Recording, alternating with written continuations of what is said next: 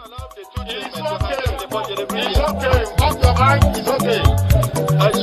Off your mic. Chai! Now wow, people wey suppose talk truth to power don't off mic. And if we talk, now 500,000 they go summer us, call them hate speech. But fear not, Maiyegun don't come. Him go torchlight every corner, nooks and cranny of all these bad people where they spoil our country.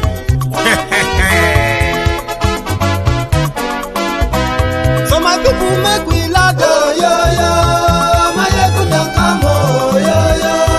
My people make we shout, yo. Maiyegun don't come, yo. Maiyegun don't come, man of the masses, yo. Maiyegun don't come, yo. Politico, Maiyegun come, this one not the off in mind. Maiyegun come,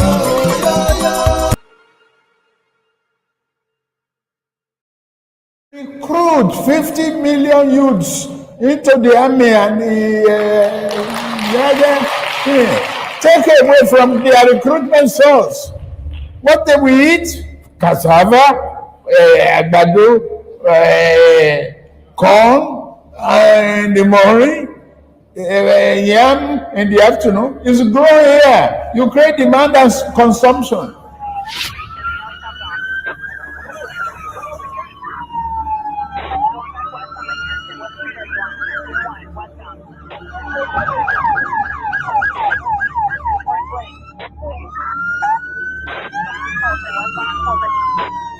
On October 11, 1990, federal agents from the U.S. Drug Enforcement Administration knocked on the front door of 460 Taft Place in the city of Gary, Indiana. Once a booming steel town with a population approaching 180,000 in 1960, Gary was one of a number of cities and towns across the U.S. suffering from severe population loss, among other adverse effects of overseas competition on their mainstay industries. From having over 30,000 employees at its peak in 1970, the city's main employer, U.S. Steel Gary Works, retained just 6,000 employees in 1990. Under these circumstances, this city and its 77% African-American population were witnessing explosive growth in one of the only industries guaranteed to boom under such difficult circumstances. 42-year-old Lee Andrew Edwards was one of the entrepreneurs who had found a place in the heroin trafficking business, and by all accounts, he had done very well for himself. With the proceeds from his illegal business, he had bought 2 residential homes, including 460 Taft Place, an apartment building, a liquor store, and a new car, all paid for with cash. Now, according to court records from the United States Court of Appeals 7th Circuit, the DEA agents arrived at the property to execute a search warrant after a 7-month FBI investigation involving Edwards' brother, Jimmy, had implicated him as the narcotics kingpin of Gary. Edwards did not open the door for the agents, who were forced to break into the house. He then fired 3 gunshots at them, after which he surrendered. DEA agents found weapons including a carbine rifle, thousands of dollars in cash, drug prepping equipment including a triple beam scale, and several grams of cocaine and heroin powder in the house. He was later sentenced to life in prison, but not before something about his business operation came to the fore. Federal investigators had determined that Edwards' heroin supply came from a Nigerian drug dealer in Chicago called Abiodun Agbele. Abiodun had earlier agreed to work for the feds in exchange for lighter sentencing, and as part of the plea deal, he revealed everything he knew about the heroin trade in Chicago. Located at the junction of 4 states with a combined population exceeding 27 million at the time, Chicago was a key trafficking hub in the American heroin trade, and as it turned out, the wholesale trade of an especially potent form of heroin from Southeast Asia in 1990 Chicago was controlled by Nigerian criminal gangs. The following excerpt is taken from the January 2001 Illinois Drug Threat Assessment, published by the U.S. Justice Department's National Drug Intelligence Center. Nigerian criminal groups are responsible for wholesale distribution of most of the SEA heroin shipped into Chicago. SEA heroin, which is 80 to 90% pure, is being sold by Nigerian traffickers for $80,000 to $110,000 per kilogram. Wholesalers in Chicago usually sell heroin without cutting it to minimize the handling of the product and their exposure to law enforcement. Now, Agbele himself was no criminal mastermind, however. As he testified under oath, that honor belonged to a man who went by the name of Adegboyega Muiz Akonde, who was apparently his uncle. Shortly after Agbele's arrival in the US, Akonde had taken him under his wing and showed him the ropes of wholesale heroin trafficking. When Akonde returned to Nigeria in mid-1990, Agbele was left in charge of selling regular heroin shipments from Nigeria to Lee Edwards and delivering the profits to his uncle. In the meantime, the Nigerian-led heroin trade in Chicago fed an addiction epidemic that became so bad that it changed local health and law enforcement practices. For the first time, providing addicts with free access to safe syringes and needles to ensure that they did not share them and possibly spread HIV became a core focus of public health policy. In other words, SEA heroin from Nigeria was so potent and addictive that public health policy in Chicago shifted away from trying to make heroin addicts stop using altogether to merely ensuring that they used safely. A notable organization that did such outreach work with heroin addicts was the Chicago Recovery Alliance. While researching this story, I reached out to its current executive director, John Werning, to get a sense of how the heroin epidemic changed law enforcement practices from the 1990s to date in Chicago. And his comments were very predictably grim. He said, heroin, of course, has consequences, but I think we'll probably say that the more major impact is the draconian laws around how heroin was policed. I think that it's pretty well established that there was a very specific targeting of folks who use drugs generally, but also heroin in particular, and it was mostly targeted toward the policing of Black and brown communities. That's not specific to Chicago. I think that's across the nation. But just in general, I think there was a lack of compassion by government entities to give people access to the treatment that they need, or nonviolent drug possession and mandatory minimum sentencing. I mean, there's a ton of different aspects of this that absolutely eviscerated populations, particularly marginalized populations in Chicago. And that's probably the advocate's view on this. Now, whether or not that can be translated into a comment about the international drug trade and specifically from, you said, Nigeria, I just don't know. But that's definitely more like domestic politics.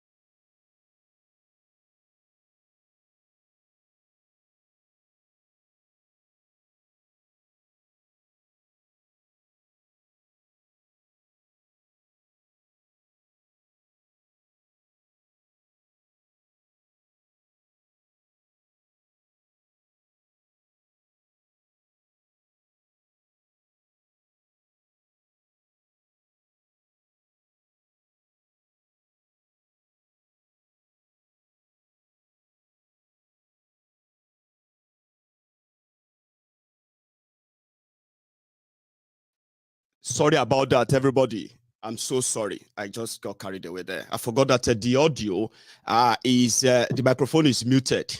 Very, very sorry. I'll retake what I said, just for the sake of those who have who probably didn't hear me. For all of you who didn't hear what I said, okay. Well, first thing first. Good morning to you. Good afternoon to you, and good evening to you from wherever you are. You are you are watching from. I understand. Don't worry. I remember everything I said. I'll repeat them. So what I was saying then was that I've been away for 2 days. 2 days. Because Ojojo was doing Ogun and Ogun's body no strong. Therefore, Ogun finally had to use ibuprofen, cocodamol, paracetamol, and a lot of rest.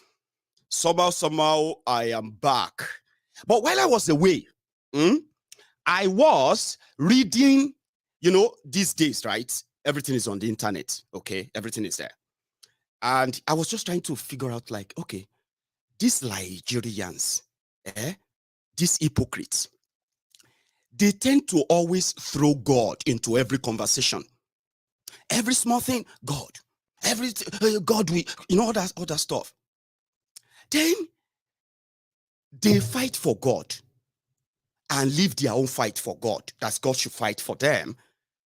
But in the process, right, they dissipate so much energy. Nigerians, they dissipate so much energy defending criminals, drug dealers, drug lords, money launderers, killers, murderers, kidnappers, manipulators, certificate forgers, name it. These religious, righteous Nigerians, they defend these criminals. So when I was away, right, I was trying to figure out, like, okay, maybe there's something I'm missing. Maybe I'm actually the one who is not following, okay? Maybe religiously, these hypocrite Nigerians, maybe there is actually a religious doctrine that compel them, right or wrong, to defend their roguish leaders. Omo, I can't realize, say, for Quran, in Islam, it is haram to defend drug dealers. It is haram to even deal in drugs. Do you understand? Which means anything that is associated with drug money, anything. As a true Muslim, you should never be found, right, associating with them, talk less of defending them. But now, Olori Bruku plenty among many of you Nigerians. Olori Bruku, Tonko Shiba, Olori Re. And that is why I look at the country. So I realized that una no be religious, una be fake. Defending drug dealers. So I found out in 2 days. I also read there was nowhere there in the Bible anyway that you should defend criminals. It is called Haram. Now, I would continue to play this, okay? Because this is from a one known drug dealer, accountant to the drug dealers, who is also going to be your president. I'll come back to that. All this is going on, and see subplot taking place in the background. An accountant living in the Chicago area who worked for Mobile Oil Nigeria with a declared monthly income of $2,400 had just deposited over $1.4 million in the bank. He had no known source of income apart from his day job, but he had become friends with Akonde and Agbede, discovering one key piece of information in the process: drug dealers need accountants too. Soon, he will find himself holding and wiring money on behalf of a Nigerian heroin gang in Chicago. Fast forward a little bit to January 1992, and he will find himself the subject of a US federal investigation. Fast forward a bit further in the same year, and he would successfully run for office in Nigeria as a senator for Lagos West. Then another politician, also said to have ties to international drug trafficking, would successfully run for president in Nigeria on a controversial all-Muslim ticket in 1993. The election will be annulled, the politician will be jailed, and ultimately another Nigerian military coup will take place in 1994. This accountant will find himself exiled and working with the National Democratic Coalition, NADECO, to unseat a kleptocrat military dictator. Then the dictator would unexpectedly drop dead one day in 1998, followed in quick succession by the jailed politician with the alleged drug links. This accountant would return to Nigeria a hero and successfully run for governor of Lagos in 1999. The kleptocrat dictator's erstwhile bagman, who helped launder over $4 billion, would become the accountant's new best friend. As an erstwhile Chicago drug gang's loader, would start his new lifetime mission of capturing Africa's largest subnational economy and turning it into his personal fiefdom. A major political opponent of the accountant would end up strangled to death in his bedroom 10 months to an election which his chosen candidate would go on to win. Said opponent's son would subsequently be offered a cushy job working for that candidate. He would accept the offer. And if you're already struggling to follow this unlikely sequence of events, don't worry, it gets worse. A US district court would seem like an odd place to begin this story, but this is no ordinary story. The main character in this story is an individual whose entire existence is as puzzlingly mysterious as it is loud and public. For at least 30 years, Bola Tinubu has been at or near the grinding phase of frontline politics in Nigeria. Yet the peak 1 inch below the surface reveals just how little is actually known about this man, who some say is Nigeria's president in waiting. First of all, there is the age controversy.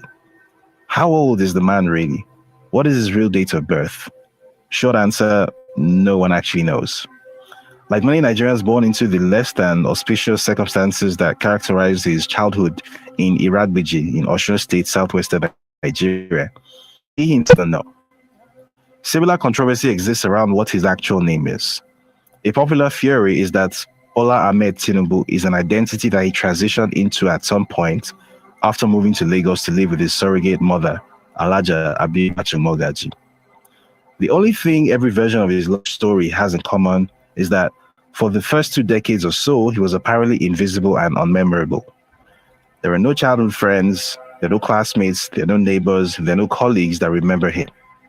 Sometime in the mid-1970s, however, he somehow materialized at the international airport in Lagos, holding a passport with a US visa and a one-way ticket to Chicago in hand. From his arrival in Chicago in 1975, his story then becomes easier to track and verify. So what do we know about this guy? We know that he spent 2 years gaining an associate degree at Richard J. Daley College in Chicago. From there, he proceeded on to Chicago State University, where he studied accounting, completing his bachelor's degree in 1979.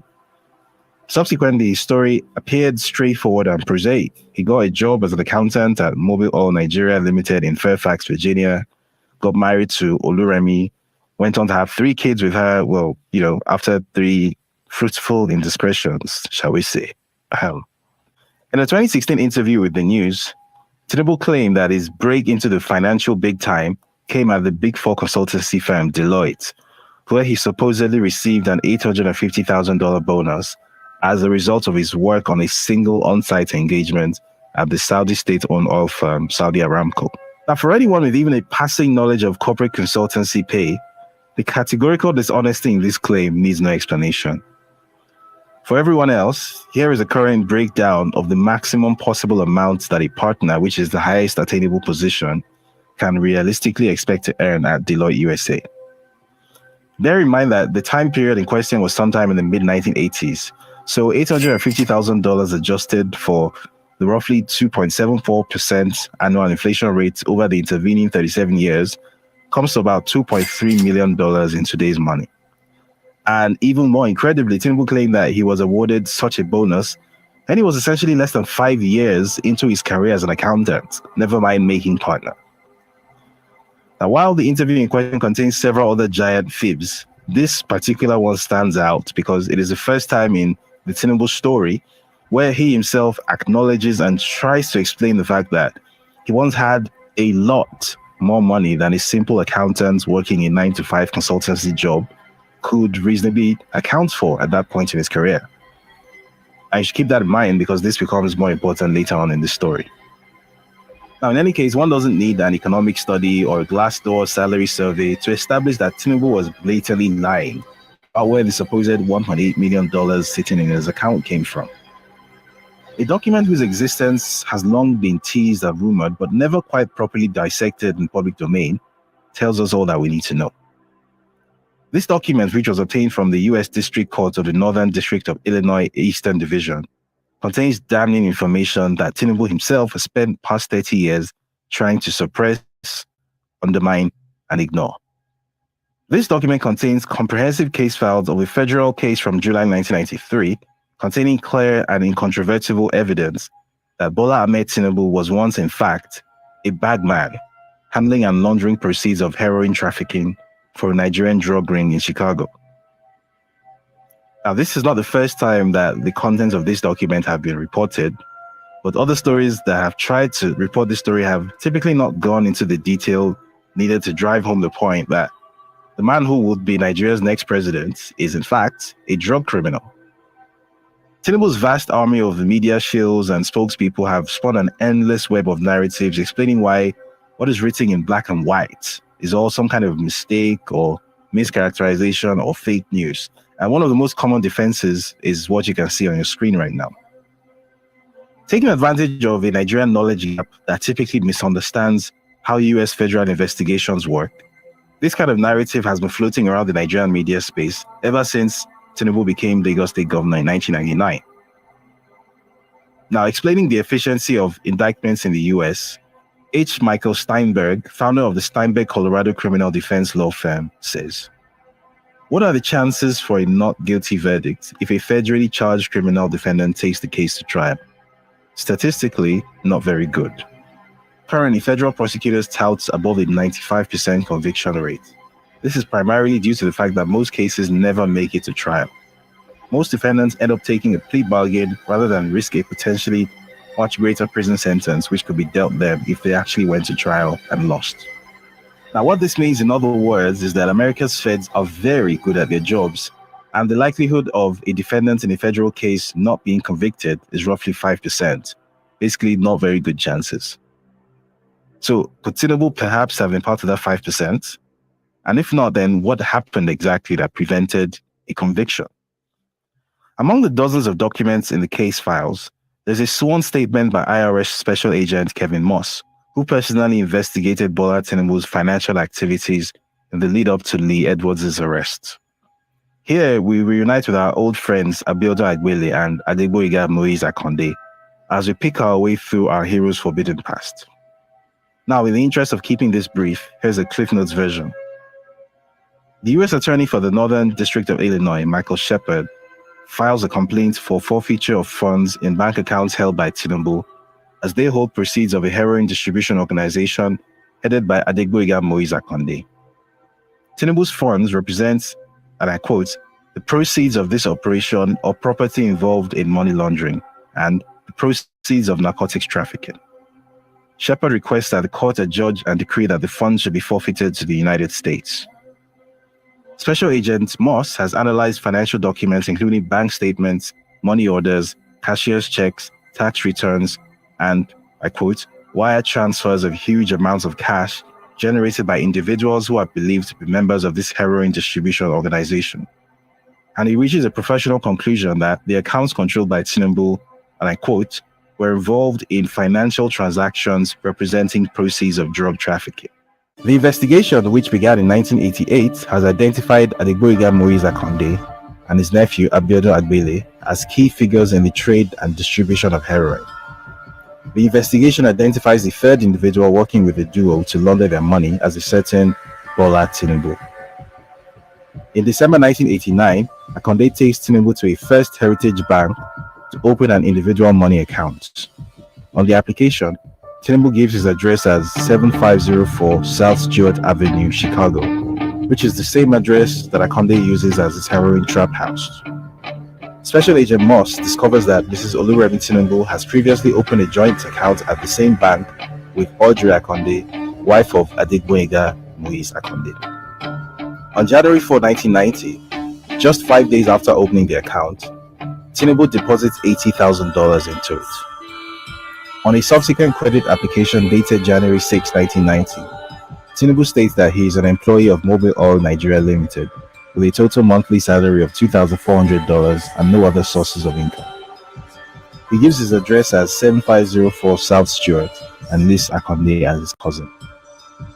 Despite earning just $2,400 a month with no other known source of income, bank records from First Heritage Bank show that over the course of 1990 alone, Bola Tinubu goes on to deposit $661,000 into his individual money market account, followed by a further $1,216,500 in 1991. And if you're paying attention, that is roughly equal to the $1.8 billion he would later claim he made from Deloitte bonuses and salary deposits. Now, when Special Agent Moss interviews Mobil Oil reps about Tinubu's employment, they confirm that Tinubu works at Mobil Oil Nigeria as a treasurer in a capacity that does not involve transfer or custody of large amounts of money. Moss also discovers that Tinubu has failed to file U.S. income tax returns since 1984. On January 10, 1992, a court order is obtained to freeze some of Tinubu's bank accounts containing the suspected proceeds of heroin trafficking in excess of $1.4 million. On January 13, 1992, during a telephone conversation from Nigeria with Special Agent Moss, Tinubu admits to the agent that he knows Akonde and that he had previously wire transferred $100,000 to Akonde's account in Houston. Further, Tinubu says that the $80,000 deposited into the First Heritage Bank came from Akonde. Tinubu also reveals that he had additional bank accounts in Fairfax, Virginia and London, UK. Speaking over the telephone with Special Agent Moss on January 14, 1992, Tinubu admits that he knows Agbele and that he met him through Akonde. Tinubu admits that he has associated with Agbele and Akonde in the US and in Nigeria. In this conversation, Tinubu denies having any additional bank accounts in the US. On January 24, 1992, following a seizure warrant to freeze over $500,000 of unexplained funds in Tinubu's Citibank account, Citibank discovers 2 additional bank accounts controlled by Tinubu under the name of Compass Finance and Investment Company Limited. Citibank's account opening KYC records bring up a memorandum of association and articles of organization identifying and Agbele as directors of Compass Finance and Investment Company Limited. Between January 30 and January 31, 1992, Tinubu suddenly does an about-face and tells US agents that he has never had any business association or financial relationship with Agbele or Akonde. This statement directly contradicts his earlier statements and the documentation from Citibank and First Heritage Bank. Special Agent Moss concludes in his submission that based upon this evidence, there is probable cause to believe that a number of Tinubu's accounts are involved in narcotics transactions. The court agrees and orders the forfeiture on August 18, 1993. Tinubu opts to fight the case, claiming that the money is legitimate and it belongs to one Kafaru Tinubu and his surrogate mother, Alaja Habibat Mogaji. Ultimately, he enters into a settlement with the US government on September 15, 1993, agreeing to forfeit $460,000 of the heroin trafficking proceeds to the US government. The balance of roughly $1 million is released to him. Now, why did the US authorities adopt this approach instead of going the whole hog and insisting on litigation so as to obtain the full amount? The US Justice Department's guidelines for asset settlements to cases provides the answer to this in plain English. Settlements to forfeit property are encouraged to conserve the resources of both the United States and claimants in situations where justice will be served. In any case, the ascent of General Abacha and his rabid anti-American posturing very quickly led to a shift in US government priorities. Anyone who was on board with Nadeco and promoting democracy in the face of Abacha's fascism suddenly became an ally, even if just a few years before they had contributed to a heroin epidemic on the streets of Chicago. As anyone with some knowledge of the CIA-Contra crack cocaine affair would know, even Uncle Sam can turn a blind eye to drug dealers when they are working in his interests. Also remember, it was the 1990s. The 90s were a crazy time. At the time when Tinubu informed the US authorities that he was a lowly treasurer at Mobile, Nigeria on $2,400 a month, after having apparently been the world's most generously rewarded junior Deloitte accountant, he was doing some decidedly non-lowly things in the background. Now, while working on this story, a bit of research across US land registries threw up a few pearlers like this one from the Land Records Department at Prince George's County in Maryland. Now, on January 20, 1992, barely 10 days after IRS Special Agent Moss made first contact with Tinubu via telephone, Tinubu purchased a 4-bedroom, 3,016 square foot home at 10111 Limestone Court, Potomac, Maryland, for the miserly sum of $450,000, which he paid in full and upfront, by the way, no mortgage. Now, for reference, this is what this property looks like. This was about 10 days before he did his about-face to Agent Moss, denying having had any financial relationship with his heroin trafficking buddies, Agbele and Akonde. Now, the obvious question raised here is one about timing. Was Tinubu attempting to hide money from US authorities by parking it in real estate once he realized that they were onto him? Where did the funds to carry out this transaction even come from at a time when his accounts were being frozen right, left, and center? Now, more real estate record searches raise even more questions about several other parts of the known Tinubu story, including his self-characterization as a bedraggled hero of the democratic struggle and the Nadeco movement under General Sani Abacha. Now, in the interview mentioned earlier, he claimed that following Abacha's coup and his eventual exit from Nigeria, that he was forced to live almost like a pauper after the Nigerian government stripped him of all that he had. Describing his weary but triumphant return home from exile, he said, "I came home with 3 pairs of trousers and 3 jackets. Meanwhile, I had no Victoria Island home to return to. It had been taken over by Abacha. They dispossessed me of the house as well as my office on Saka Tinubu Street, my vehicles and everything else I owned. They claimed they found bombs in it and dispossessed me of it. I was totally cleaned out. I had only 5 shirts, the £2,000 and the jackets. And yet, the Prince George's County Land Records Department will beg to differ, because here was our tragic poverty struggle, casually dropping the minor sum of $147,000 in 1995 for a 3-bedroom, 1,668 square foot home at 12625 Hillmid Station Drive, Prince George's County, Maryland. He would go on to charge a tidy $13,000 in profit when he sold it on just 3 years later. He was at it again in 1997, putting down the modest sum of $491,465 on a 4,558 square foot property at 1708 Parkside Drive, Mitchellville, Maryland. Again, all cash, no mortgage. He will go on to sell this property in December 2018 for $700,000. What is more, these weird transactions did not end in 1999 or stop with our hero and his wife. Even their 2 youngest children, Habibat Bola Tinubu and Zainab Abisola Tinubu, got in on the act fairly recently. Aged 32 and 30 respectively, 2 of the 3 youngest members of Bola Tinubu's family have managed to escape scrutiny, mostly because the Freedom of Information Act in Nigeria is still much more aspiration than fact. Not so in America, where a plethora of services can pull up all kinds of records, including birthdays, criminal convictions, and real estate transactions. Especially real estate transactions. Such as the ones where a 25-year-old with no known employment or source of income was able to pay $2,150,000 in 2014 for a deluxe condo at 55 Berry Street, Brooklyn, New York. Full and upfront cash payment again, no mortgage. Or real estate transactions where the 25-year-old's 22-year-old sister, who was fresh out of music school with no known source of income, was able to pay $2,400,000 in cash to buy a deluxe apartment at 255 Hudson Street, New York, using the 1-inch thick fig leaf that was a company that she herself owned. It appears that Bola Tinubu's good fortune could be genetically transmitted.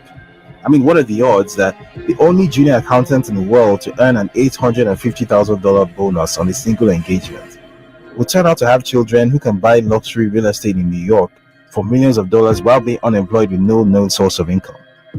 Not great chances, but here we are. Now, in the course of researching this story, a name that... Thank you very much, David. See, if you want to see the full clip, I know so many of you are enjoying it. I may play it before we go to this morning or this afternoon, okay? But you can go on to David Undeyin. Go to the Newsweek. Africa, let me see the name again. Africa News. Wait, give me a sec. Now, it's called the West Africa Weekly. Yeah, West Africa Weekly. Go on to YouTube and you will see the premiere there. It is just about 30 minutes, I think, a part of a report that has been in the public for months now. And I've told people, I said, listen, even if Tinubu become your president, you see this tag of heroin dealing, drug smuggling, and everywhere that that is live, they are not going to go away. Even when Tinubu dies, when people are saying things about him, they will always remember he is a what? He is a thief, he is a drug dealer, he is a drug dealer's accountant, heroin dealer's accountant, and whatever you want to say, it's not going to go away. Well, I have something for you. That is why I tagged this broadcast. Like, do you as a Christian or as a Muslim agree that it is right to defend drug dealers, right? Or it is wrong to defend drug dealers? What does your religion say? What does your faith say about things like this? Of course, I don't expect you to be honest, okay? Because the typical thing, I was reading a comment earlier, right? And one weary jumped in, and you know what he said? He said, well, are you saints? That's the question. Are you a saint? Because it is Nigeria, you bunch of hypocrites, bare-faced hypocrites. Drug, they say no to drugs, right? And it also said somebody approached, let me tell you this, somebody approached a sheikh during one of the sermons, right? Like, and they said, Sheikh, we have a question. In fact, we have two questions. The first question is, as lawyers, you know, lawyers' job, the job of a lawyer is to defend their client, guilty or not guilty. You know, a lawyer will have to stand up and defend you, right? So they approached this sheikh and they said, Sheikh, lawyers who defend people in courts on different cases and all that, they defend murderers, they defend rapists, they defend armed robbers, they defend drug dealers, they defend, you know, all kind of people. But drug dealers in particular, when a lawyer who is a Muslim appears for a drug dealer, right, and somehow push the case, and the drug dealer, having, like, everybody knows that he's a drug dealer, right? Then this lawyer now defended the drug dealer, and the drug dealer won. Say, what does this mean in the presence of Allah? They asked the sheikh. You know what the sheikh said? Just so you know that I did my research. The sheikh said, number one, it is haram to defend those you know, as a Muslim, to defend those you know that they have committed this crime, but somehow they have managed to wriggle out of it. But you know that it is haram for you to defend them. That even if you defend, in the course of defending them, that you are defended because you have no idea that they are guilty as a Muslim, right? That the moment you discover that, he actually did it, that moment you have to withdraw from it completely. Now they said, but what if he's already defended the drug dealer and the drug dealer has won? What will happen? The sheikh said, because the lawyer has used his trick to save a drug dealer from justice, the right thing to do, number one, he should pay back every penny he collected for that job from that drug dealer. Pay back everything. Secondly, he must never get involved in any appeal against the drug dealer, the judgment they got for him. And thirdly, that lawyer must go back to that judge, that court, and confess to the justices that, listen, judge, my client is guilty. He's a drug dealer. I defended him based on the law and all that. But as it is a complete haram for me to even have defended him. Do you get that? I know that there is no religion in Nigeria. Na majority of you, they pushy. And that is why you prefer to elect criminals. You know, empower rogues, criminals that will deal with your lives. Then you turn around and face God. God, come and help us. God, come and save us. And then he probably just look at you and laugh. Like, look at these stupid people. Look at these useless people. You deliberately, like, intentionally, you are promoting criminals. You are promoting murderers. You are promoting thieves. You are promoting looters that keep doing something again and again. And some of you are doing so in the name of religion. Are you following me? Using your time to defend the Olori Burukus, whose mission and existence in their life, all their lives, was to hurt you, harm you, directly or indirectly. And they continue to do it and get away with it. So, if you then want God to do something, are you with me? If you want God to deal with somebody who is exposing these rogues, are you sure that you are not secretly mad? Because if you are normal, your religion that you're asking God to, your religion makes you think, see, in the next 1 week, Maiyegun, you will see, God will shock you. Oloribu, God shock me, ke. Abi, you are actually like massaging what will shock you to death. Okay, hang on. It is haram. Plain and simple. If you are a Muslim, when you see people who have been involved Where is the evidence? Abi we really evidence wolo tunwa. Even if they buff Tinubu with heroin and cocoa, like they pour heroin on him, soaking, and they pour the powder cocoa on him, you will be asking for evidence, won't you? But in your heart of hearts, if you have to claim your religion, your useless religion that some of you are pushing about, your fake religion, fake God, fake faith, and every fake thing about you, that doesn't really gel. If you want to try and check them, be honest, you will agree this one is wrong. Normal, I shouldn't be seen defending criminals ordinarily, whether they are Yoruba, whether they are Hausa, whether they are Fulani, whether they are Igbo, whether they are Ijaw, wherever they come from, or any part of Nigeria. Once I know what this guy stands for, which you know, you do. The problem is you prefer your thieves differently. That's the problem. You love your thieves, your criminals differently. I just want you to know that every time you call on God on behalf of these rogues, you are an hypocrite. I'm saying it to you, to your face, and I hope it meets you well. So what happened is this.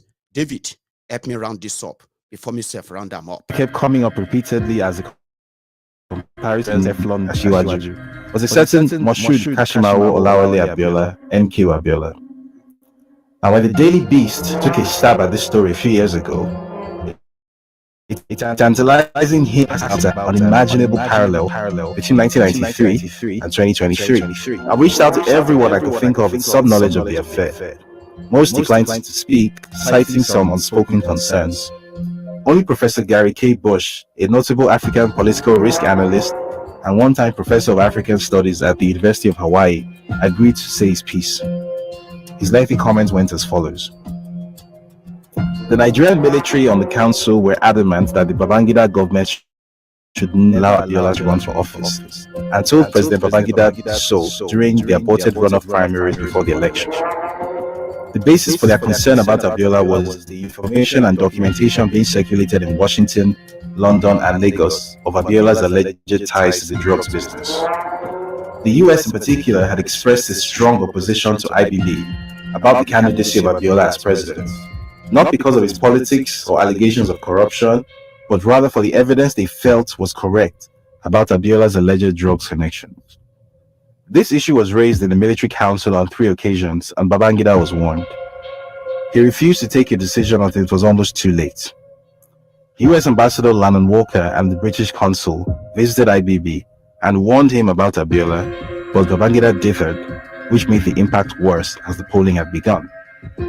When he finally decided to intervene and stop the election, he precipitated the crisis of June 12. His friends in the military supported him but felt let down by IBB's lack of decisiveness. While there was consternation in Nigeria about the ouster of Abiola, the major international partners of Nigeria were not upset or concerned because they knew what the reasons were for the development. So was the 1993 election annulled because of MK Abiola's alleged drug ties? Bola Tinubu definitely not. Not only does he have very real and proven ties to the drug trade, in addition to explicitly positioning himself as the assumed successor to MKO as the political leader of Nigeria's Yoruba ethnic group, but he has also picked a fellow Muslim as a running mate ahead of next year's election. The only other electoral frontrunner in Nigeria's history to do that was, no prizes for guessing, that guy. Still, if anyone can manage to avoid having this particular bolt of lightning strike twice, it could well be Bola Tinubu, the luckiest politician in Africa. I mean, when he needed money to launch a political career in the 90s, he apparently had $1.8 million saved up from bonuses and salary payments as a junior accountant at Deloitte, which obviously was very handy. When his chosen successor as Lagos State Governor faced a near certain electoral defeat in 2007, the more popular frontrunner coincidentally turned up dead inside his bedroom in Dolphin Estate, Ikoyi, one of the safest neighborhoods in Nigeria. He had been strangled to death. Naturally, the chosen successor then won the election, which was a happy coincidence. When he backed a candidate against the incumbent president in 2015, his good friend Gilbert Chaguri, the former kleptomaniac dictator's bagman, happened to have an excellent relationship with US Secretary of State Hillary Clinton. And she just happened to ignore recommendations from the State Department and US intelligence services to proscribe Boko Haram as a foreign terrorist organization, which effectively allowed it to gain critical mass and make the then government of the day even more popular. Naturally, his candidate duly won the election. Very lucky guy.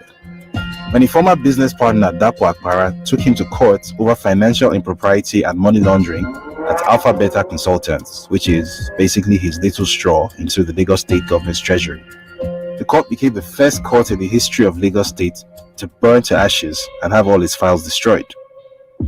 The case was never refiled and it's currently being settled out of court, which is, of course, absolutely coincidental and very regrettable. The 1990s were a crazy time, and the 2020s are even crazier. Thank you, David. God bless you, David Undein. Like I said, go on there and read more. Where is it stated? I don't know this one because I tried to check that out, but I didn't see as well that it is ideal. It is godly to defend a Boko Haram sympathizer, a Boko Haram sponsor.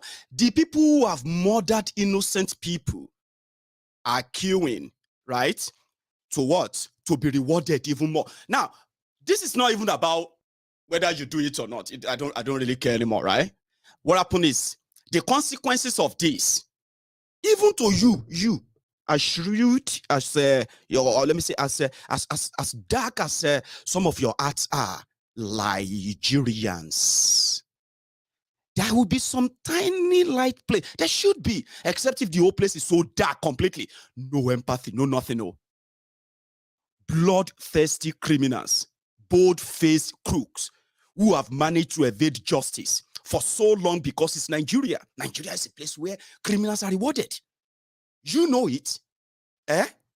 If anybody commits a crime, the right thing, right, is what? Is to get justice. Abi? Not reward them with something more, Abi. But in Nigeria, look at all of them. Look at all the characters. So ask yourselves, because me, I've been reading, I read about this, I read the Quran, I read the Bible, I read the summary, I read the questions, borders on all of this, and nowhere, no single place you were allowed as a religious person to defend any of these crooks, except, of course, you are mostly the same. You are the reflection of your leaders. Yes, you are. To you, enemies want to, which enemy is coming for who? Are you that blind to look around you and see who the enemy, the real enemy is, or the real enemies are? Your real enemies are the criminals in Babariga. Your real enemies are the criminals in suits, in different kind of a porch exposure that you see out there, running the shittiest and the shittiest of the shittiest system in a country of over 200 million people. Those are your enemies. Now, morally, you should never, ever say you have God or you have faith and you dedicate your time to defend these rogues. That's what I read. It said that those of you who claim to be, lawyers will see, lawyers will say, I'm doing my job. If lawyers who train to defend people, knows that there are limitations to what he could do if he wants to claim to be religious, or I don't want to be religious. Fine. Then you can do what you like. Sure, you get. Lawyers are told you cannot defend drug dealers. You can't even speak for them. It's haram. All of you. You see, religion says if you do good, you will go to heaven.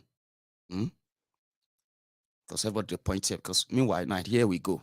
If we do good or bad and we die, now this 6 feet they go put us. But people love to say, no, it's not there. Up. Baba God. If you do bad, you also go to what? Where? Is that one under or up? Anyway, religion says if you do good, and both religions says that. And he says, you should not support evil. You should not see evil and turn and defend it. If you do that, you are evil. Okay? There's no excuse. You are going to hellfire. You see, majority of you, you are candidate of hellfire. But you don't know it because you are not really religious in a hypocrisy. Your religion in Nigeria is to threaten yourselves. If you don't watch your mouth, Maiyegun, you will see that God will strike down your mouth now. Say, why? Why should God strike my mouth? Because I'm talking. Yes, watch your lofu.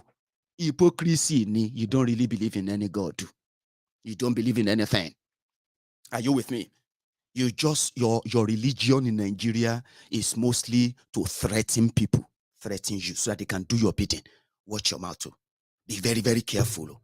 Don't let me place a curse on your generation. Baba, curse on whose generation? The cause that the poverty cause that is on millions of Nigeria today. Now, who placed the curse on them other than the politicians who have been the generational looters, the generational alaji, the generational deacon, the generational alajas, the generation this and that, who have used religion to dip you in poverty? So, don't let me, if I open Baba Koshidano, Psalm what? Psalm what and what? Because oniro, you are mostly liars.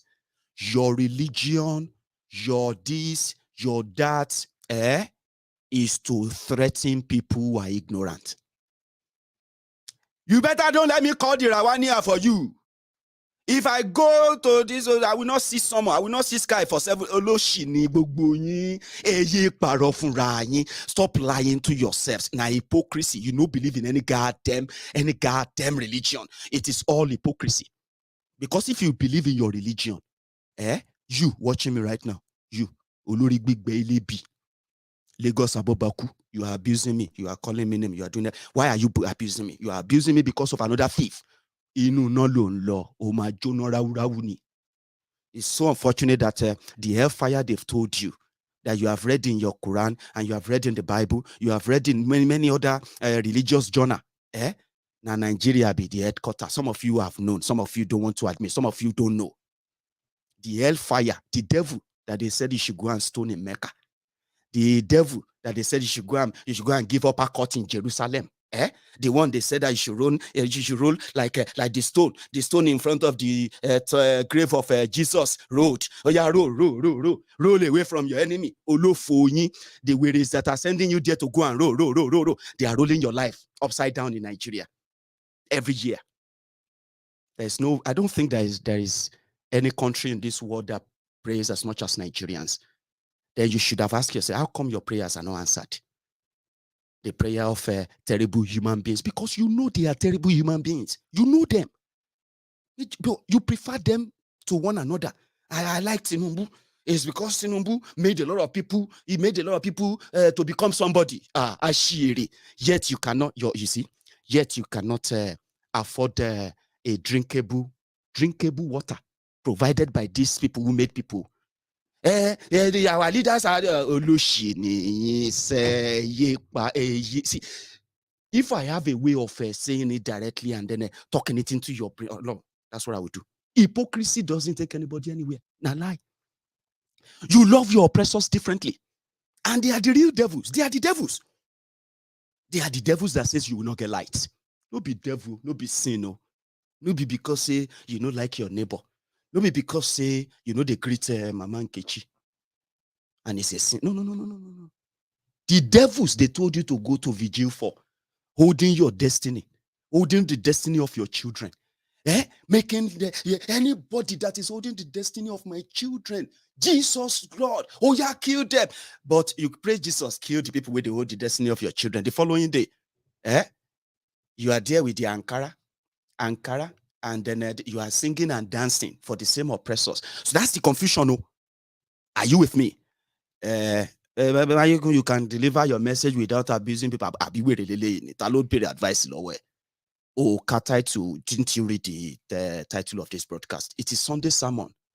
It is the moment I actually have to speak directly to the mofos who have continually to contribute to to whatever we are witnessing in or experiencing in Nigeria today. And when you say, well, let's do it differently, they'll say, no. Do it. They will soon arrest you because they hate freedom. They love their oppression. In fact, they are waiting for their turn. Majority of them are waiting for their turn. Because Nigeria is what? Turn by turn, Nigeria Limited. You love your oppressors. Therefore, you find reasons to give excuses for them.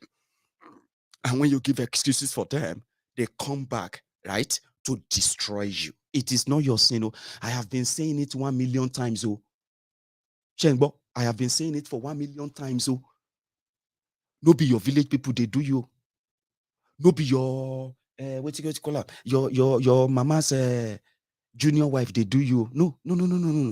If you go out and you see a newspaper, before you open, and by the time you open from the front page to the back page, you will see more than 50 of your enemies talking about how they are making your lives better when you know they are not. Because primarily, you only jekuja fofun gbemo alapama sise ti fun Lawrence. Onibaras, pickpockets, all risers, crumb eaters, crumb chasers. You have defended drug dealers. You have defended certificate forgers. You have defended money launderers. You have defended kidnapping sponsors. You have defended terrorist sponsors. You have defended all kinds of criminals. And you now want, you've given them power. Only to turn around and start giving excuses for them. Because you know what? Majority of those who will become the victims of this you are doing, all this you are doing, your one Nigeria and the rest, yeah? The victims, most of them are not one kureo.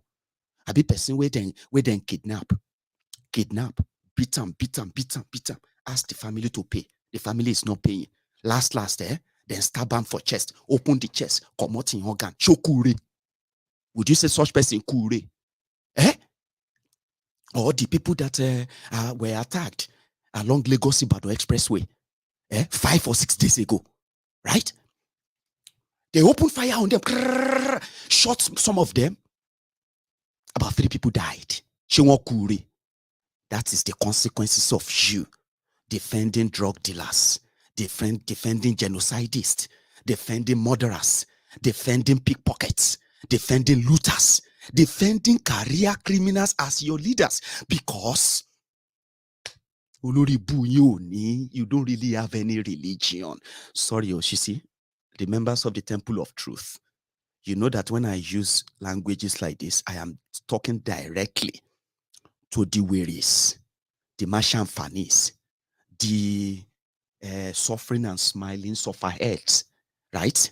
Those who are so happy in their chains and in their way of defending what is now befalling every one of us. Now, they are now calling God, that God will do this, God will do that for their evil men who has done so much evil. So when I speak like that, I am actually directing it to them. So when I say kure, just add it and say kure. But the point here is this: I am not a religious person. I admit I don't have any religion, right? But I respect all religion. I do. Because I think that actually gave me an idea, a sort of an insight into the hypocrisy of religion. And if you are looking for the religion hypocrites, Nigerians will take the first lead, and they don't even have a shame about it. Unfortunately, they always, right, fight for God. But when it is their turn, they wait for God to help them fight their crooked, their criminal leaders. Do you see that? Like, it doesn't matter how you pretend, using your own religious doctrine, share you did with me. I read it, and I believe you should. This one is unforgivable sin. I saw it. They said it's unforgivable. It's unforgivable that you know that Hopeless Uzodijo is a murderer. Hopeless Uzodijo is a kidnapper. You know it, that Sheyi Makinde in Oyo is a kidnapper. You know it that Sonwoiku in Lagos is a murderer. Tifnumbu is a murderer, right? These guys are killers. You know Boko Haram is a genocidist. But you will defend them, won't you? You know Atifku is also a jihadist, a terrorist sympathizer, and a Fulani terrorist apologist. But you will defend them, won't you? These are things they've done that have affected you directly or indirectly, right? Now, defending them because you feel like, and at the same time claiming you know God. Oma Josin on you, like you know, I want to know bitumen, loma fida. You know, say bitumen. Bitumen get, no, sorry, which are they talk? Crude oil, loma fida, no, crude oil, bitumen get. Crude oil, loma fida, no, ileru, tema juno kusi. Kusi up for you until you start telling yourselves the truth.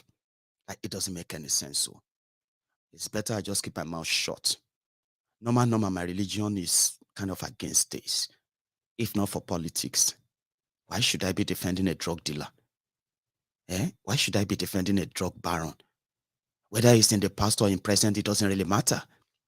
This doesn't all go well because it is not in the past. It is still happening. It is still happening. 194 billion naira. 194 billion naira drug was discovered in Ikorodu. No gunshot. It was just there waiting for them to come and get it. Nothing, no fight back, no nothing. Really? Then 3 days after that, Amoda Onikoko visited Marua.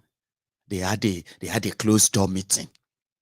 And then 2 days after that, Marua said they are destroying evidence. So 194 billion cocoa. We don't know the owners. We don't know how they got into Nigeria. We don't know their Baba Saleh. We don't. Sure, we don't. Of course, we do. We do. Anyway, some of you are in your 30s. I don't want to say much about your parents, okay?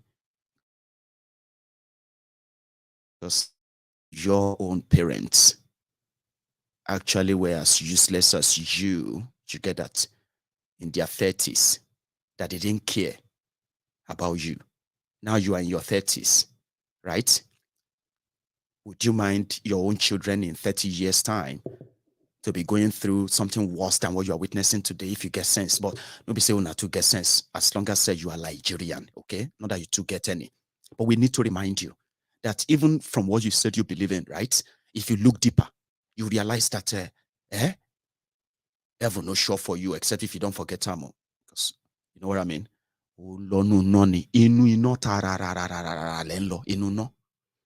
Everything you have said out here to defend the drug dealers and the killers and the looters in your own small capacity or bigger capacity, let me tell you. Now, before my very eyes like this, I realized that when I came back, when I told you, I said Nigeria is a crime scene. I've said this years ago, and I've never stopped saying it because before I saw what I witnessed, even before I left Nigeria, drug dealer. You all know Buruji Kashamu now. Don't you know Buruji Kashamu? She, you know Buruji Kashamu. She Buruji Kashamu no become senator.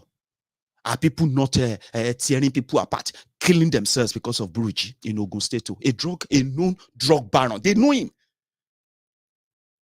When he was alive, when he was alive, educated people, supposed educated people, alajas, deacon, deaconesses, brothers, sisters, here and there, they would defend him.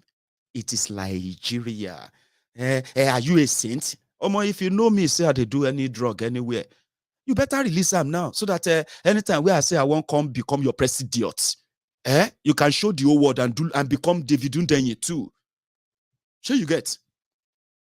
But it is a crime scene.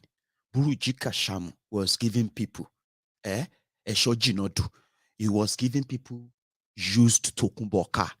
I'll tell you, when Buruji made his own money from drugs, he decided to make he was declared wanted. You know what he did? He has so much money. He joined the government of Benin Republic for Cotonou, right? They gave him citizenship, right? He gave them money. And at the same time, he became part of the government in Benin Republic at the time. I think it was it Gbagbo or, I don't know. You remember? You won't believe it, oh. It was the president of Benin Republic that introduced Buruji Kashamu to Obasanjo in 2002. Eshojinodu. He was a god there in Benin. Like, he was, you know, so he had this car mat in Benin Republic. You saw these cars from Europe everywhere. Drug money, mad money. You know, don't you get it? Thousands and thousands and thousands, tens of thousands of cars. So it was easier. They were just driving them into Idiroko, Semeboda. Just driving them in. And they were giving the cars, Opel Astra, Opel Ludu, Opel this, Opel that. They were giving them to people who knows that they are proceeds of drugs. Just like this guy, Shina Mexico. Waiting be that guy named Pablo Escobar. How many of you know that Pablo Escobar actually contested to become a member of a member of the National Assembly in his country, the drug dealer, and he won? That's exactly what Nigeria is. Some of you who have no shame, the world knows, and your children are growing up. You are lying to them. You are telling them things that are not in existence. You are telling them things that are never going to happen. You are telling them Nigeria is going to be great. But you continue to push drug dealers, criminals, right, to be in charge of your affair. And how? How much dishonesty can you actually live with as I'm talking to you right now? Buruji Kashamu was giving them money. And it wasn't just giving. You know the terrible thing, right? If you are doing drug business, you see those people that they send to carry drugs for them, okay? After promising them money and all that, they take them to shrines to go and swear oath that even if they are caught, they will never, ever, ever mention them. Do you get that? And even if they are not caught, they are not going to call them. That is, they are not going to run away with their drug. Give me 2 minutes. Let me take a short and quick break, okay? I'll continue with that story. Buruji Kashamu, drug dealers in Nigeria, and there are many. They are many. They are your reps. They are your governors. They are this or that, okay? I'm coming. Shele stupid. What do they call them? Lagos Abopakus. My brother governors, there are many of you here. But let me say that I've always enjoyed the company of Southwest governors. You are all here, fully represented. I thank you all. From the LA of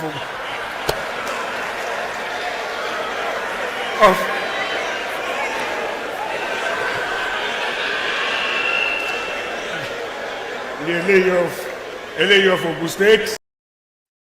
Relics in Jare, all these fossil relics. So Buruji Kashamu in Ogun State for years. Obasanjo brought him back and he introduced him to Gbenga Gbewiri Daniel. Gbenga Daniel and Buruji, from all the drug money that they have used to get enough vehicles from Benin Republic, they just started moving down for buses. I'm talking about thousands of buses. This is not just, and they started branding them Ogidi, Omo Elu Foundation, drug money, purely drug money. He's a businessman. He has hotel in Lagos. He has this. Those are the people defending him. There was even a guy. His name was Oni Yoko. I think his name is Justin or Joycein. I don't know. Oni Yoko. He was the prominent guy. Nothing where this guy, he be like, say, when they bomb Buruji like this, so they just bomb the guy. They grew together. And that is what Nigeria is. They will whitewash you.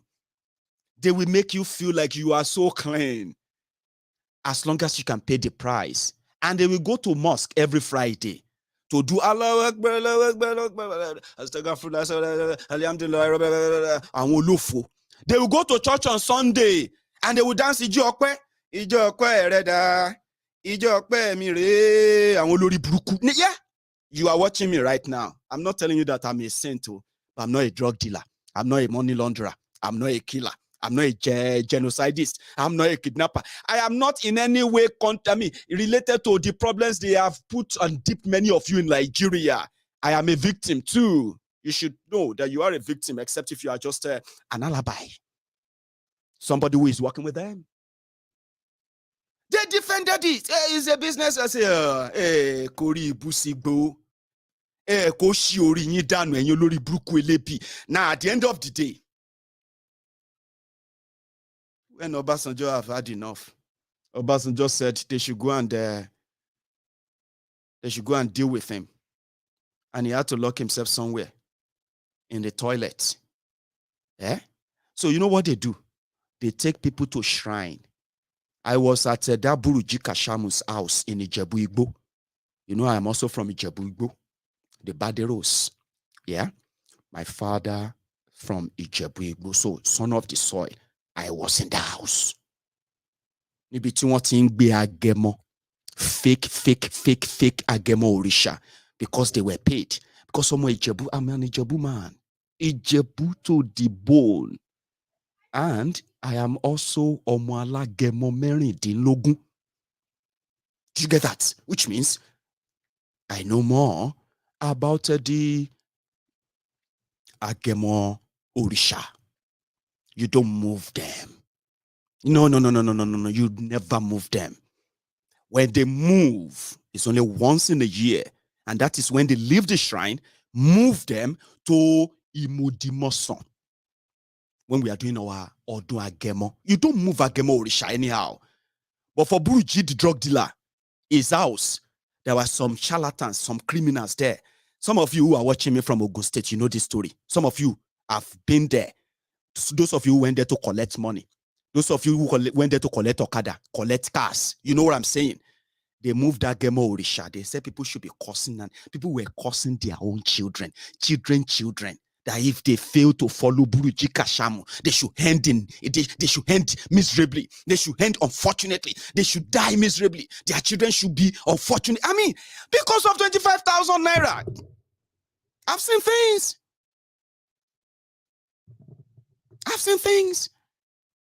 And then they will come out in Agbada looking good, looking like responsible people. Come on. It makes your skin crawl. Then when you now see the Weres, the LABs, so yeah, sure, it's because you don't like them. I don't even know why you hate this. I don't know why you hate that. Whether I like your criminal leaders or I don't like them. Why is that a personal headache? Fún ìwọ tó ń wò mí. Tí ò bá ṣe pé wọ́n ti bà yí ẹ jẹ́, àbí wọ́n fúnra ẹ ti bà yí ara ẹ jẹ́. Seriously. Criminals. You give them this, then you look around and you expect them to do right. It doesn't work that way. And religiously, it is not right. It is haram. So what haven't we seen? Maurice Ibekwe. Sure, you remember Maurice Ibekwe? Chief Maurice Ibekwe. Maurice me Ibekwe. Me or not anymore. Somebody should remind me, Sha. Now you day singer. Maurice Ibekwe. Now 419 is the boss to Hopeless Odijo. Hopeless Odigba of Imo State. 419ers. I'm talking about fraudsters. You don't get it. Fraudsters. People who stole other people's artwork. Maurice Ibekwe became a House of Rep member. Obasanjo was surprised. Hey, how you take do him? Maybe this guy that talks, they collect $242 million from a Brazilian bank when they sold the airports in Nigeria to them, right? Really? They carry him. You know if you use that, no. But hopeless is something bad. The trainee of Maurice Ibekwe is the governor of Imo State today. Repented, have you? The money when they crack brain to steal from people. Now you give them the key to the treasury. You can't pray to God. God, we need you to guide and then direct our governor to do the right thing. If I say I know what I'm saying. You may not understand me, you may not agree with me, but I know what I'm saying. You're praying for thieves to do the right thing. I mean, I've never seen people so confused in my life. Can you turn around and say, God, why? God, why not? That's what you'll be saying. Say, God, why? My friend, God, why not?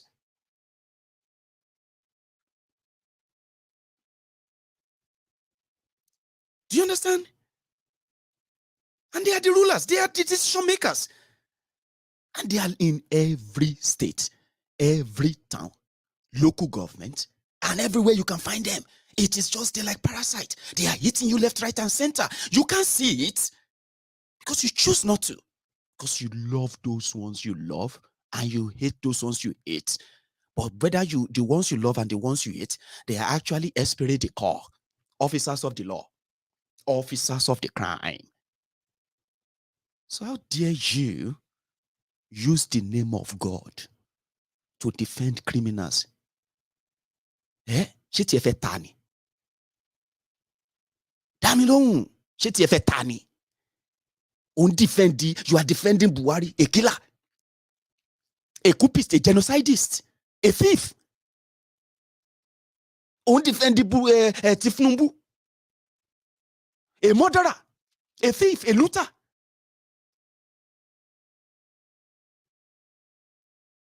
Anyway, but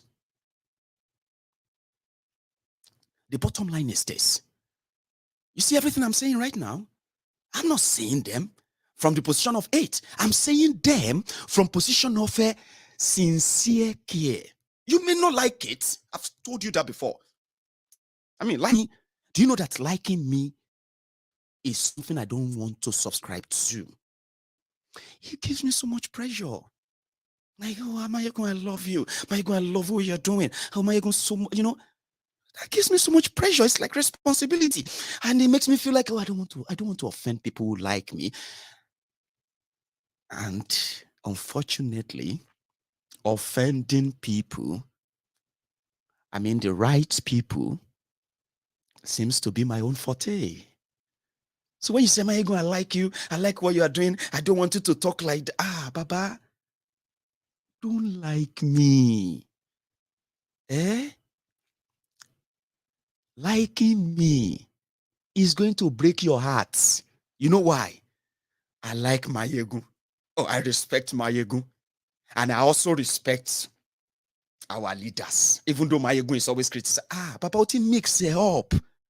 Kò jọra wọn dá padà. Yomi Kuro no I want to like. I don't want to be responsible for your heart. I don't want you to turn around and say, ah, man, I used to respect this man. Ah, gbé mi, pátápátá kò lọ fẹ́ lómi. You cannot love God and then worship Mammon. Oh, lè sin Ọlọ́run pẹ̀lú Mammon. Bó ṣe sọ nìyẹn o.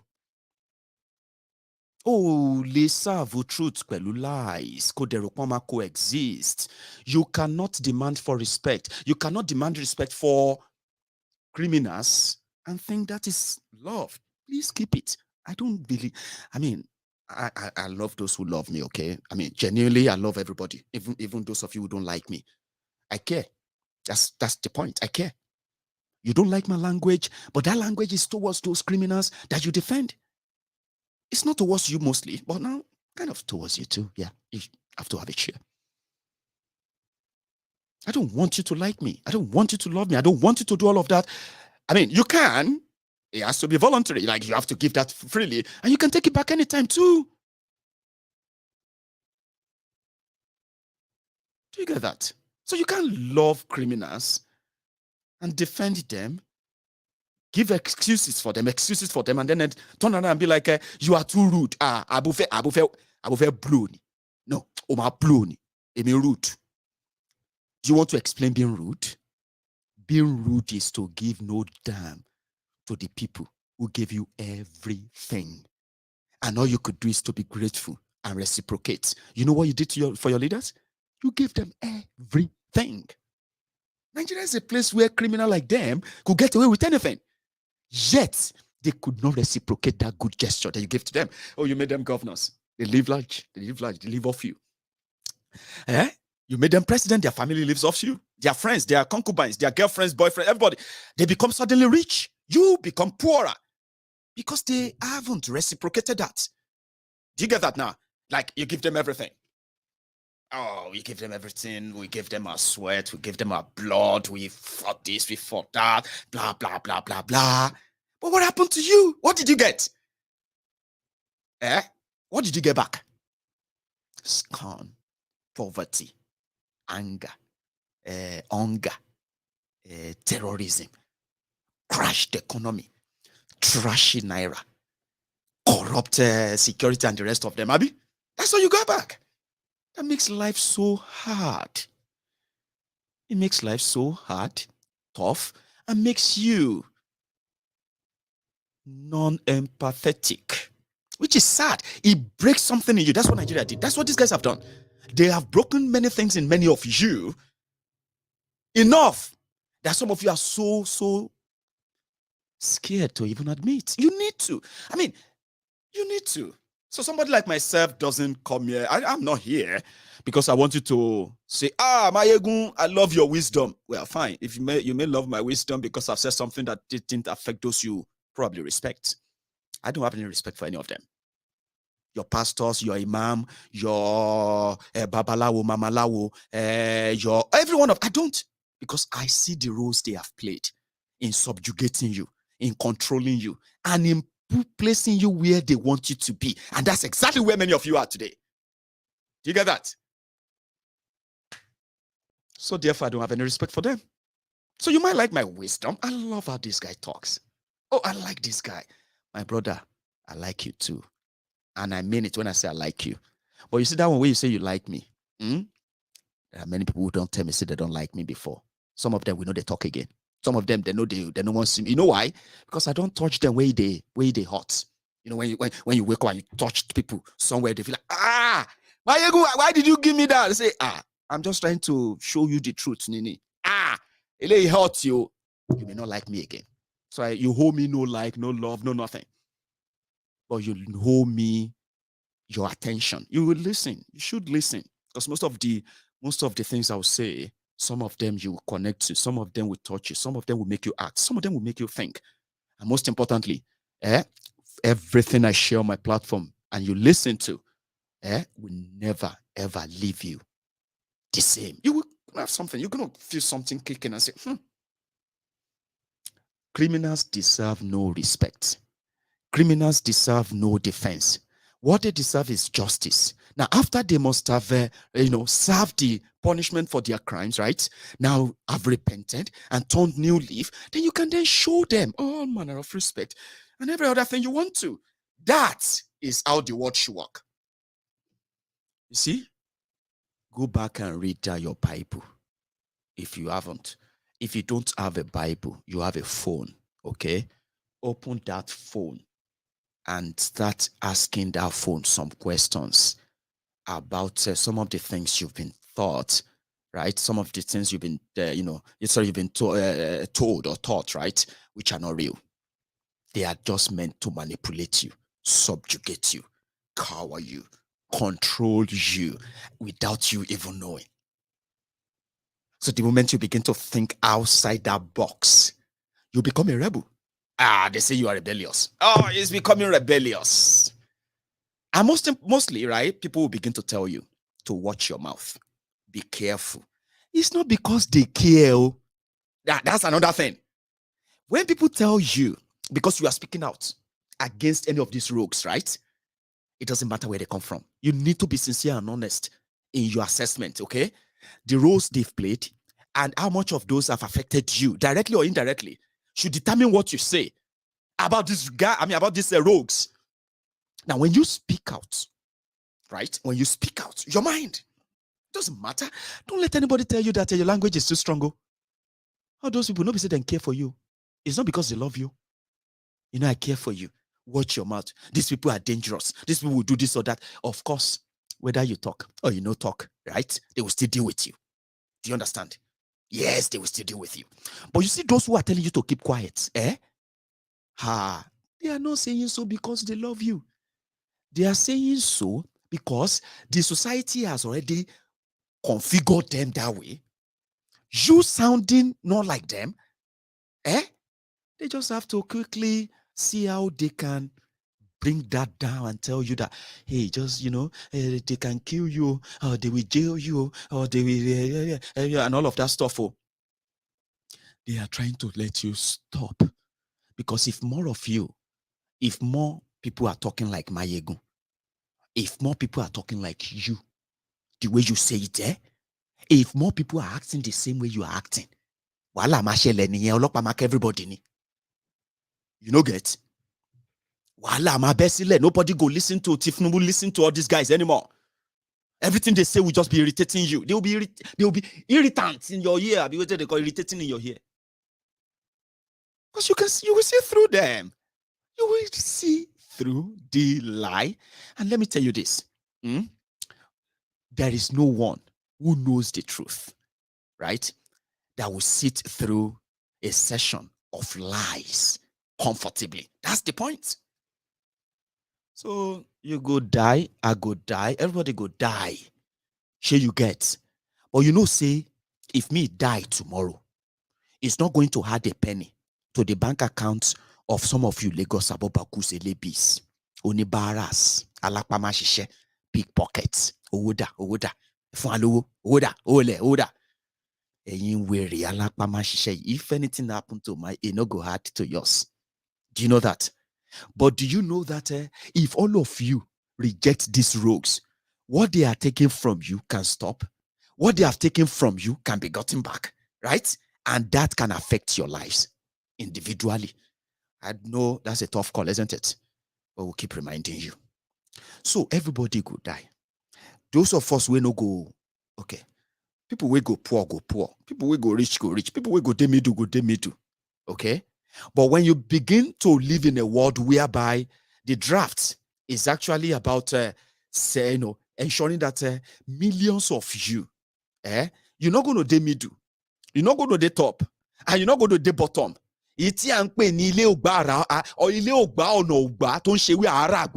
Sorry if you don't understand Yoruba.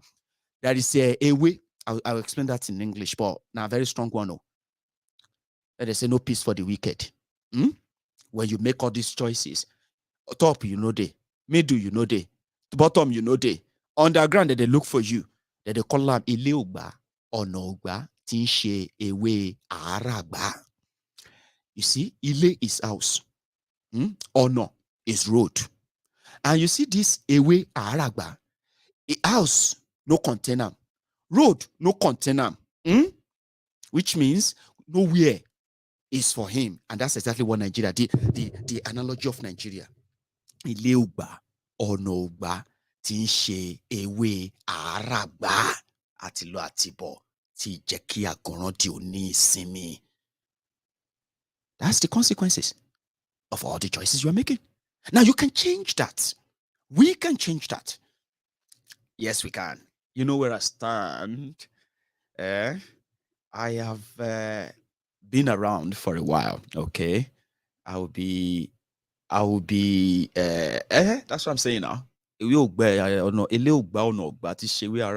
is complaining today. Everybody is lamenting. You can tell. It's obvious, and it's going to get worse. That's the fear. Sure, that's the fear. Which means you know where I stand, right? Things can be done differently. I mean, people need to know that they deserve better. I keep saying that. You should first feel like you deserve better, okay? Before you can then say, oh, I must get better. I'll tell you a story. I've told you this story before. When I was in Nigeria, I got scammed. That place. You see, my experience sometimes is the reason why when I'm so blunt and so honest, so truthful with what I say without having to sugarcoat anything for you. I got duped because I wanted to do UI admission, to gain admission into University of Ibadan sandwich program somewhere in Ijebu and all that. I got duped. So I started a business. That business was called GNLD business. It was good. I recreated it. I added some, like packaging. I packaged it. It was good. I was making money. Then something happened. Ramadan came. People know they use supplements anymore. That they fast. Can you believe I see? Before you know it, I was like, Omo, I don't spend my money on before this money finish. I should do something with my life. So I sat on my balcony one night. No light. Everywhere dark. Good enough. My house in Odogbolu, it's an upstairs. So I could see all over the town. I could see a lot of places just sitting on my balcony. Then I looked around. I was like, ah! Then I said, I have met with people who are supposed to actually make life easier for people around there. But they don't have such plan. Odogbolu local government secretariat, you would think is an abandoned mechanic village. You know what I mean? Like an abandoned mechanic village. That's Odogbolu local government. So I thought about that. I was like, no, future me of St. Louis. Baby. Koforola, my daughter, was inside sleeping, including Bola one, my son. They were both sleeping in the house. I looked and I was like, no. My future is not here. And I was right. Honestly, looking back, it was the best decision of my life. Today, like I said, looking back, now there should be a moment. No, I'm not asking that all of us will have to leave Nigeria, because not everybody will dream actually get more. Sure you get. But my whole story is that at a point in a man's life, right, you kind of have to unlearn things you have learned, right? Unbundle some of the lies you have been fed. Especially if you look at what your life is. What is the situation in the country? What is the situation about your life? What is the economic and all that thing? What are the opportunities that are like in your space? When you look around and you found none, at that point, everything else they have told you about Nigeria shouldn't make any sense to you. But some of you will resort into this useless fake prayer. I'm praying, I'm doing fasting and prayer, I'm doing this and that. I'm not saying your prayer is not good, though, but you have used that to further isolate yourselves from the truth, because something keeps telling you, if you pray harder, your life will be better than the other one. Or if I do this more. But meanwhile, as you pray, the rogues, the criminals that are making your life a hell, they are there, not sleeping, planning. So what do you do? At a point in your life, you should be able to say, you know what? I'm done. I'm not going to be part of this anymore. Like, whatever it takes.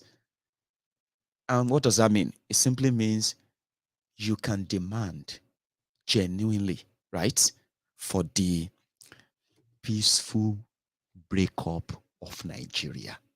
Now, don't be calm down. Calm down. Why are you riled up? As in, Kilonshie, Farabale, make I explain to you. The reason why many of you are poor and millions of you are going to die poor, like wretched, not because I wish you to. The reason is this. It is intentional. It is deliberate. The resources that could give meaningful lives to every one of us, right, have been monopolized by these rogues that you are praying that God should help.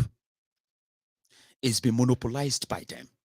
Therefore, as the population grows, so is the opportunity of the country shrinks. More people want stuff that they will never get. And the criminals who made that happen, they are not tired, right? They are still there, plotting and planning, and you are there, promoting and defending them. So millions of you are going to die poor. You know, because you are going to die wretchedly poor. How do you save that? The owners of Nigeria are keeping Nigeria because it is profitable for them, not to you.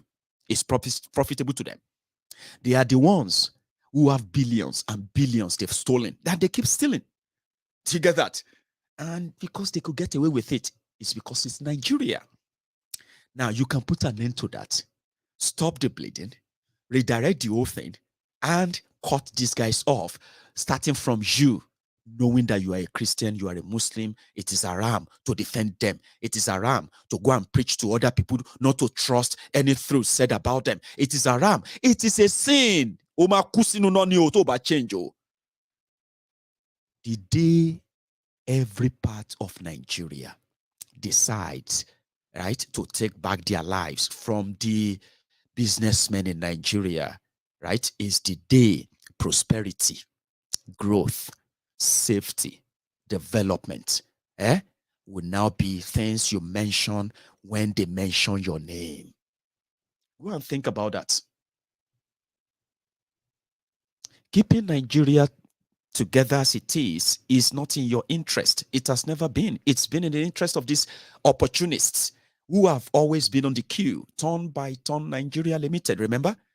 Now, the consequences of their turn by turn is that more and more of you are falling into poverty.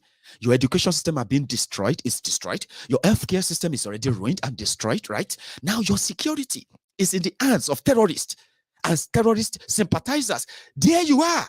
How could you then think of becoming the greatest country in 10 years when they are teaching you how to get used to being kidnapped or raped or killed? It doesn't make any sense. The guys who brought this are still promising you that, well, you need to pray to God to help us. So you are praying to God? Are you not mad? I think you are. No, I believe you are.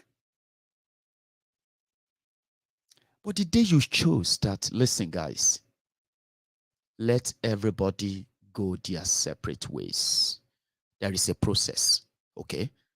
Even though we have some charlatans who are making threats here and there, ignore them. But there is a process. It starts from here. The day you make sense out of the sensible things I've told you, and it starts from one person to the next one, to the third one, to the fourth. A process that can indeed force the hands of the opportunist, starting from you withdrawing that useless support you are giving to them because they are Christian or they are Muslim, they are Yoruba or Igbo or Hausa or Fulani or wherever they are from. These guys don't even give a damn about all those things. They don't give a damn about religion. They don't give a damn about, anything culture or tradition. They don't give a damn about ethnic or tribe. They just use them as their own bargaining chip. They use this as their meal ticket. Get here, princess. People don't get them. When people say I'm speaking for my people, in Nigeria project, now scam. If I come here and say I am speaking for the Yoruba people in Nigeria to make sure that the Yorubas are respect, Maiyegun mad. And Maiyegun must speak for Yoruba people in Nigeria. I mean, Maiyegun is just looking for his own meal tickets. I will fight for Yoruba in Abuja. I will give all my best to fight for you. Baba Shansile Jare Kokoshidano. Kagbara were sile talon deceive. Fight for who? Just Jafara. As it be, so may everybody fight for himself. No, sure you get. Nobody they fight for anybody. No, don't let anybody deceive you. We are fighting for you. I'm taking a bullet. See, nobody's taking any goddamn bullet for anybody. Now, meal ticket they are looking for. When I go to Abuja, I will speak for the Igbo people. The Igbo people in Baba. Meshonu. Shineke Pogi Oku. Abi Shineke Pog. No. Pogi. Mama to mix it up. Shineke. Now, you know. Talon Bobo. Go collect your meal ticket and go there and chop and come back and tell your people that Abuja is not easy after 2 years. Who no? Don't let anybody deceive you. Don't deceive yourself. Because some of you always set yourselves up anyway. You set yourselves up to be deceived. To be manipulated. To be scammed. You are so vulnerable that some of the times they just tell you what you want to hear.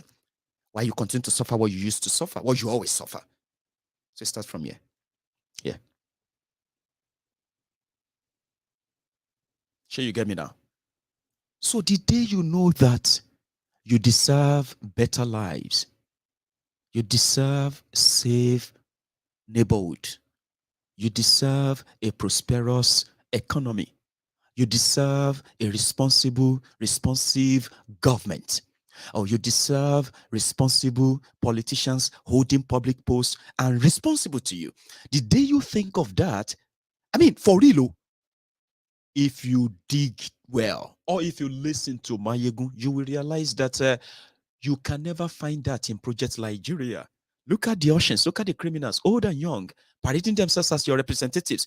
Are they representing you? For you? Like, are they? National Assembly of people who are less than 1,000 people, right? They are going to take care of them with over 300 billion naira. No be mental, be that. And the rest of you cannot even afford 2 or 3 square meal a day. Like,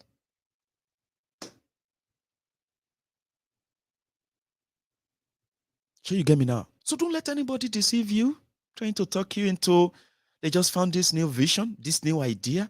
Yeah, currently, we may not have this popular, let me say, we may not have this well-accepted sort of a message yet, but we're not going to give up. We're not going to give up. I mean, you would still have to do this. One day you're going to wake up and you're going to agree with me. You are going to ignore all of my tirades like that. Like, oh, he said Lori Buku, he said Onikure. You ignore that. And you begin to see and hear the message I have been giving you for the past 7 years. Uninterrupted, unabated, never changed. 7 solid years warning you about these guys. And I will do it till the day I am able to say freedom. See how it feels like? I want to see it. But it has to come from the people. Do you get that? It has to come from you. You need to understand why Nigeria is not working. Okay? You have a role you are playing why Nigeria is not working. But majorly, your ignorance is the reason why it is still existing as well. And you see these guys, whatever they do, is intentional. Do not let anybody tell you, God is telling me this, God told me that. It's all bobo. A bobo. Just to make sure that psychologically they place you where they want you to be. And it works all the time. Because many of you have already, like, you are so vulnerable, you are waiting to be set up and to be taught something. Don't tell me something. Why you going to tell me something? Why you going to tell us something? I've been telling you a lot, but maybe they are not what you want to hear. But there are those who will tell you what you want to hear that are not really beneficial to you. They condition you, they position you, they prepare you mentally, psychologically to incapacitate you of the ability to think outside the box. And it works well, not just on young people. It works well on everyone who listen to them until you begin to think outside and say, no, that doesn't make any sense. No, I don't like that. You know what I mean? And they will call you a rebel. But we need more rebellious people, educated, intelligent, and well-informed rebellious people. Do you get that? Because you see, if Bible says you shouldn't defend them, if Quran says you shouldn't defend them, which God are you calling to protect them then? Which God are you asking to fight for them? So it's a mix-up, and I hope today's sermon actually touches you. I've not done this in 2 days, and I'm already sweating. Can you believe that? I don't know if I could open my eyes. I could open my stomach and show you. I'm sweating. Anyway, that's Sunday sermon for today. Now, waiting a minimum, a muto, which is the spirit of truthfulness, the spirit of honesty, and spirit of sincerity, and spirit of brotherhood. To you, my brethren, in the temple of truth, the message is out. I hope as you hear this today, you will digest them, think about them, and possibly do something. If you don't do anything, I'm going to see you next time again. That's what I tell people. I mean, you're going to be seeing me all the time. I'm going to be reminding you. I'm going to be asking you that nobody's going to fight for anybody's freedom, okay? Nobody's going to fight for anybody's, better lives right now. Because it doesn't really go around that way, except the people want that for themselves. Now, I'm not saying everybody wants it. Some people love being slaves. Some people love being beggars. Some people love being dependent. Like, go on to people and say, well, please help me. Please help me. They can't do things on their own. I understand. But when a barrage number of people, or let me say a big number of people, depends on, no, that's not good. You get what I mean? It's not. And that's why we have to make sure that even if not one person has saved a day, if not one person has saved per hour, Baba, me, I get more reward for that, even though I don't get religion. I no be Christian, I no be Muslim, I no be Babalawo or Mamalawo, anything at all. I be Maiyegun, the general overseer of the temple of truth. Being honest in the face of your religion, Christianity and then Islam, do you know, now VIP they go give me, enter Alijana. VIP. Now VIP they go give me, enter paradise. Because Angel Jubri, Abi Angel Gabriel. Which one they write our waiting we do again? Oh, that man. I was just about 11 or so when I stopped reading Quran, and then But I remember there's angel with the right way they do. The angels would say, this Maiyegun no be saint, but we award him sainthood. Saint Maiyegun General, VIP, upper echelon of therein. You know why? Because I have been honest. Even though you might say I'm rude, you might say I have no respect. In the book of life, I am an honest person, sincere person. Who cares for those that the people I don't know, or people I will never meet?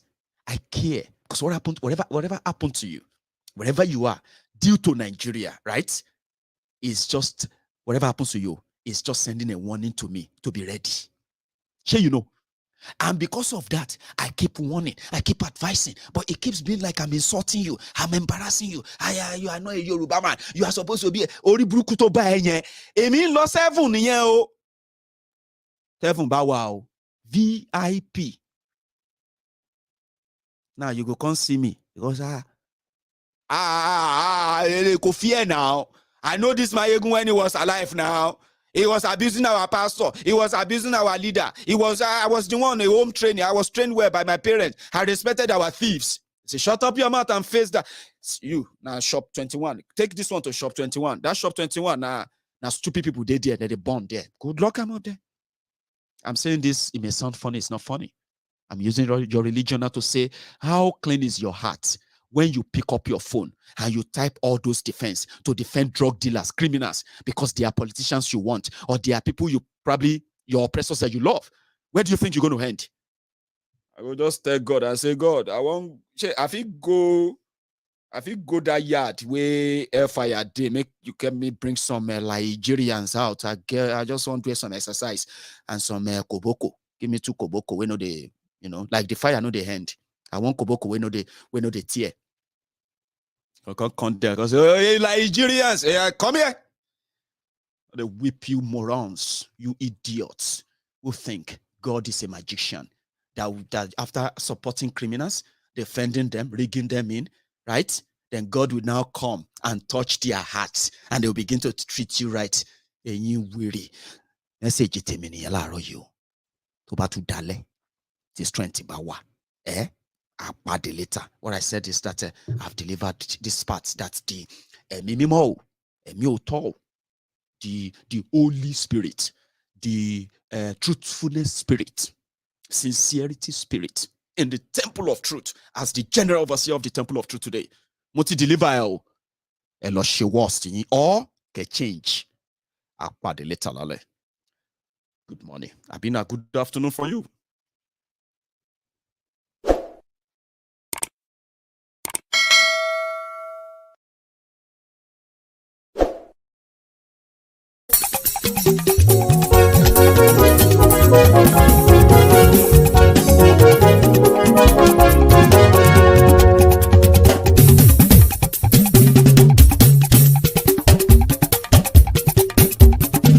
Maiyegun làwa mọ̀ tó dòdòdò.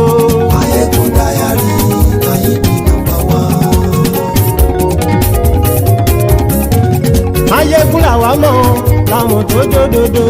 Maiyegun Diary, your hit number one. Maiyegun ti dé o, ọ̀rẹ́